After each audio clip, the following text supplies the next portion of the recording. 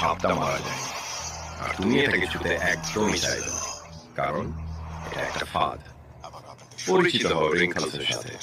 এটা দক্ষিণ আফ্রিকায় পাওয়া যায় এমন এক অত্যন্ত বিষাক্ত, প্রথম দেখায় এটাকে একদম সাধারণ কোবরার মতো লাগে, কিন্তু আসলে এটা কোবরা না, একেবারেই না।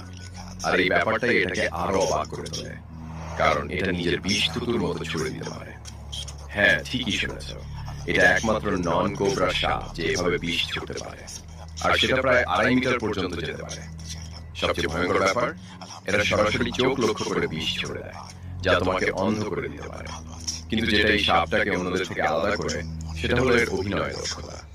যখন এরা হুমকির মুখে পড়ে, তখন সত্যি সত্যি অপসমের মতো মরে যাওয়ার অভিনয় করে, যেটা তুমি শুরুতে ক্লিপে দেখেছো। একেবারে ফুল অ্যাক্টিং। ওরা উল্টে যায়, জিভ বের করে, এমনকি শরীর থেকে তরলও বের করে দেয়। আর যদি